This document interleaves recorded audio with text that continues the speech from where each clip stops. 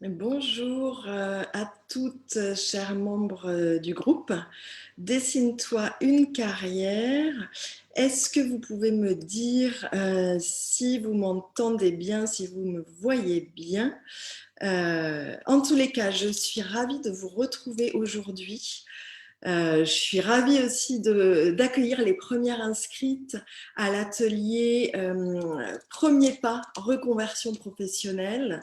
Vraiment, je suis ravie, c'est top de voir que vous avez saisi l'opportunité. Et aujourd'hui, j'avais envie de vous parler de quelque chose, d'un phénomène très courant pour les personnes comme vous qui vous posez des questions quant à la reconversion professionnelle. Est-ce que c'est le bon moment pour me reconvertir? Est-ce que je dois me reconvertir? Et en fait, ce phénomène très courant, c'est celui des émotions qui nous assaillent, notamment celle des doutes, des peurs que l'on rencontre. Et en fait, le plus courant dans ce phénomène, c'est vraiment l'émotion de peur.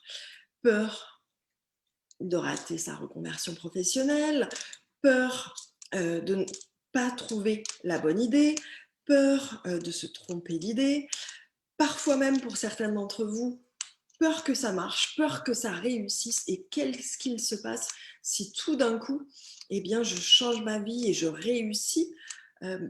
Quel équilibre ça peut rompre éventuellement avec mon entourage? Évidemment aussi, peur par rapport à l'aspect financier. Est-ce que je vais arriver à maintenir mon niveau de vie si je me reconvertis, si je change de carrière? Donc, ce phénomène, il est très courant, évidemment.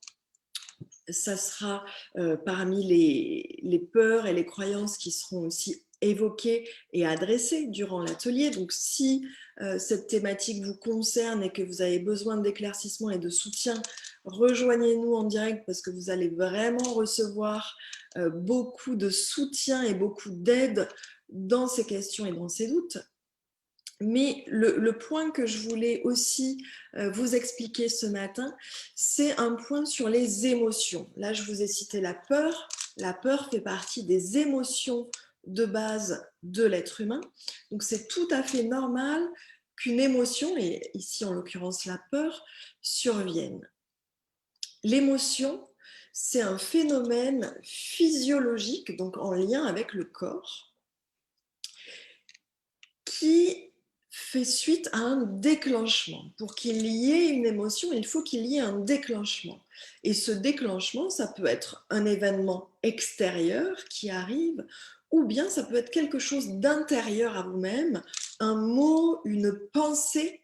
Et dans notre situation actuelle, c'est souvent la pensée, l'anticipation d'un futur qui n'existe pas, qui vient déclencher comme un interrupteur, qui déclenche une émotion.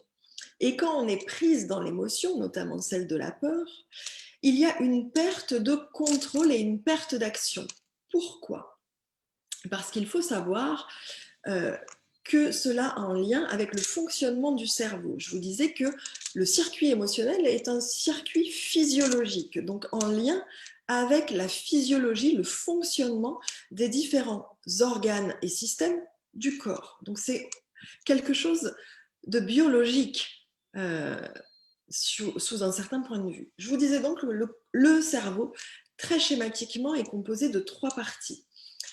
Le cortex, la plus grande partie du cerveau chez l'être humain, c'est le cortex, devant et un peu jusqu'ici. Et c'est la partie qui régit la logique, la raison. Et c'est aussi pour ça que, par exemple, si je vous parle de l'atelier Premier pas reconversion, vous allez vous dire c'est quand, combien de temps il dure, qu'est-ce qu'il y a dedans, donc des informations liées à la logique et à la raison. Et puis, il y a une deuxième partie dans le cerveau, un peu plus en dessous, qu'on appelle le cerveau limbique, et c'est lui qui est en lien avec les émotions. Et puis, une troisième partie dans le cerveau, toute petite chez l'être humain, qui est plutôt vers le bas, là derrière, qui est le cerveau reptilien. Le cerveau qui était la partie du cerveau qui était la majeure partie du cerveau chez les hommes préhistoriques, celle qui nous permettait de fuir ou de combattre. Et évidemment, il y a des milliers et des milliers d'années en arrière, voire des millions d'années, l'homme, l'être humain, n'était pas équipé pour pouvoir agir comme dans notre monde actuel. Donc lui, clairement, il était dans une position de survie. Le cerveau reptilien, c'est celui lié à la fonction de survie. Il y a un animal, il y a le feu, ou bien je dois combattre, ou bien je dois fuir. Et ce qu'il faut savoir, c'est qu'aujourd'hui, nous n'avons plus besoin, dans notre vie actuelle, dans la plupart des cas, on n'a plus besoin de ce cerveau reptilien. Pourtant, c'est un héritage de notre homme ancestral, il est toujours actif. Donc, quand il y a un déclenchement par un événement extérieur ou par une de nos pensées, en fait, le cortex, celui qui est capable de faire preuve de raison et de contrôle, il se met en mode off, comme l'interrupteur. Il s'arrête. Et en fait, il laisse le contrôle au cerveau reptilien qui a deux options seulement, fuir ou combattre.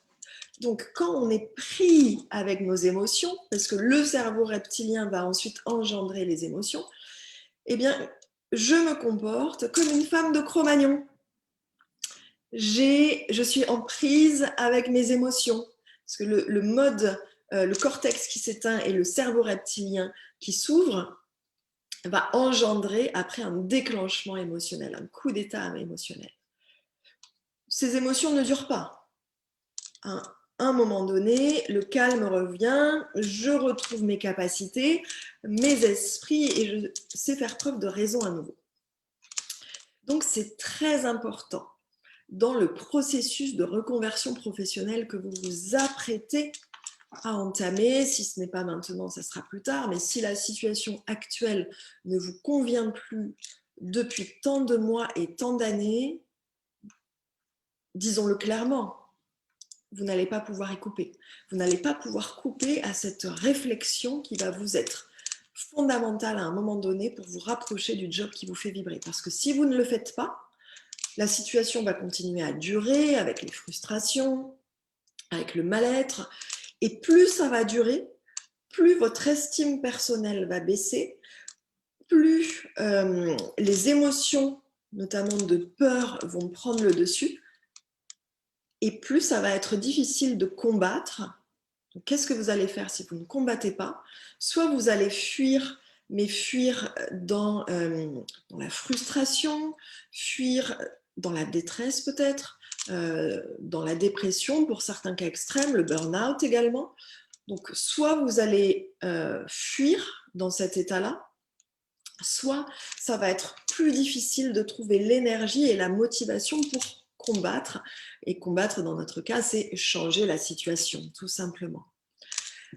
Donc, ce qui est important, c'est vraiment déjà d'avoir la conscience sur ce qu'il se passe quand vous êtes prise avec vos peurs pour que ça ne dure pas trop longtemps et que ça ne vous emmène pas dans des états émotionnels qui vous demanderaient encore plus d'énergie pour pouvoir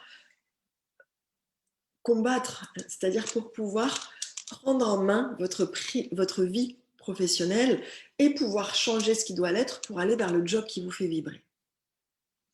C'est aussi pour ça, c'était important pour moi de vous partager ça, parce que dans l'atelier Premier pas vers la reconversion professionnelle qu'on organise le 20 novembre prochain, la semaine prochaine, on veut aussi vous donner des clés sur cet état de fait émotionnel, parce que vous n'avez pas besoin de tout changer maintenant. Vous n'avez pas besoin de démissionner, de changer de job, pas du tout. Là, notre propos, il est vraiment de vous donner des clés concrètes, déjà par rapport à vos forces, pour mieux vous connaître et pour savoir sur quoi vous pourrez capitaliser le moment venu, mais aussi de vous aider clairement par rapport aux émotions qui pourraient arriver, émotions de peur, également par rapport à toutes ces pensées qui vous font croire que c'est pas le bon moment, qui vous font croire que vous êtes trop âgé, qu'il vous manque ceci ou cela, qui ne sont que des pensées limitantes en lien avec ces émotions de peur, mais qui en fait vous font voir la situation d'une façon qui ne correspond pas à la réalité, comme si vous aviez des lunettes opaques, des lunettes teintées avec une couleur qui n'est pas du tout représentative de la réalité. La réalité, qu'est-ce que c'est? C'est que comme des dizaines, des centaines et des milliers d'autres femmes, vous êtes capable de faire face à l'inconnu. Vous êtes capable de changer de voie professionnelle. Vous avez des ressources en vous que peut-être aujourd'hui vous ne voyez pas, mais que vous avez à l'intérieur de vous et que vous pouvez mobiliser le jour où vous l'aurez décidé pour faire ce changement professionnel. Mais aujourd'hui, vous ne les voyez pas. Donc vraiment, je vous invite à nous rejoindre. Je vous invite à participer à cet atelier qui est extrêmement pratique et pragmatique pour vous outiller, pour vous équiper et commencer à faire ce chemin de certitude, de confiance et d'aisance vers le jour où ce sera le bon moment pour vous d'entamer votre reconversion professionnelle. Je serais ravie de savoir ce que vous avez pensé de ce partage, de cette transmission au sujet des émotions. Dites-moi dans les commentaires si cela vous parle et évidemment, je serai ravie de vous retrouver dans l'atelier. Je vous souhaite une très très belle journée.